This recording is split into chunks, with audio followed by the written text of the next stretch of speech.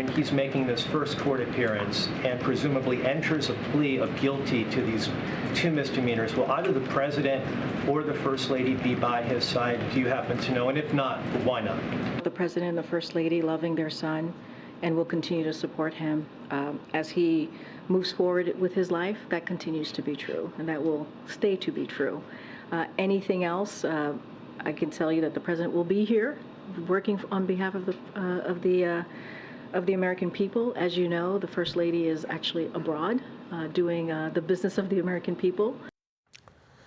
That was White House Press Secretary Karine Jean-Pierre yesterday saying that President Biden and First Lady Jill Biden will not be in the courtroom later today when Hunter Biden is expected to plead guilty to 2 misdemeanor charges. But the plea deal could now be in jeopardy as Hunter Biden's lawyers are now facing sanctions from the court for allegedly lying to the court clerk yesterday, pretending to be a Republican lawyer, asking to take IRS whistleblower testimony off the record, until they were found out that in fact was not who was calling. A bombshell report in the Washington Examiner, meanwhile, is charging a longtime Biden political aide was working for U.S. Attorney David Weiss when he started investigating Hunter Biden. Joining us now is North Carolina Congresswoman Virginia Foxx. She's the chairwoman of the House Education Committee and also a member of the House Oversight Committee. Congresswoman, it's good to see you. Thanks very much for being here. Good morning, Maria. Well, we're trying to understand the relationship between David Weiss and a Biden aide because we want to understand whether or not he had authority in terms of leading an investigation into Hunter Biden and his tax issues or not. Your thoughts on what you've learned from your time on the Oversight Committee? Well, we're certainly not getting clear answers from the Biden administration, and we're not getting clear answers from David Weiss. That's something that we need to have. We need to know what his authority was. There are conflicting stories. The IRS whistleblowers said that he's told them and others he did not have complete authority to do what he needed to do. The revelation from Senator Grassley of the 1023 and the revelation that all of this material was not given to the IRS whistleblowers and to the DOJ people investigating Hunter Biden tells us there are a lot of unanswered questions. And because of what you've seen so far, because of that 1023 FBI form and whistleblower testimony, House Speaker Kevin McCarthy is now floating and doubling down on his threat of an impeachment inquiry against President Biden. Here's the Speaker yesterday. Watch. You've got IRS whistleblowers saying something when it comes to government treating the Bidens different. You've got an informant claiming that the Biden family had been bribed. Should you ignore that or should investigate that? We're watching this administration use government much like Richard Nixon used by denying us to get the information that we need. Congresswoman, can you explain to us what an impeachment inquiry is and what kind of timing that looks like? I'm not sure about the timing, Maria. We just have to follow the leads where they take us. But an impeachment inquiry gets us into getting more evidence, gathering the evidence. As you said in your earlier segment, or one of your witnesses, or one of your panelists said, we're not running into this willy-nilly. We want to get the facts. As I tell people at home all the time, we're a nation of laws, and we do things deliberately. The Republicans do things deliberately. We want to make sure we can follow through on this.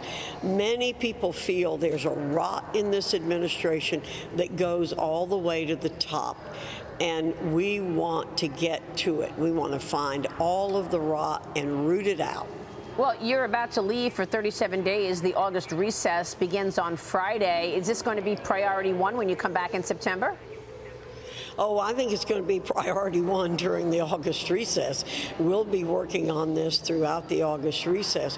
We'll also be working on other issues in our committee, such as what the Biden administration is doing illegally and irresponsibly, I believe, in terms of the student debt.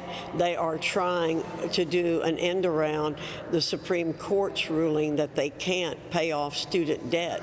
And so we will be working on that during the August recess as well as other things. Nobody's going to be idle during the August recess, Maria. Okay. Well, I'm glad you mentioned we are a nation of laws because, frankly, Congressman, it doesn't feel like that. When you look at the wide open border and people breaching the border, getting ahead of other people who are trying to do it by the letter of the law, when you look at what you just mentioned, the student debt, President Biden has announced he is going to forgive $130 million in student loan debt for more than 7,000 borrowers who attended Colorado College America between January 1st, 2006 and July 1st, 2020.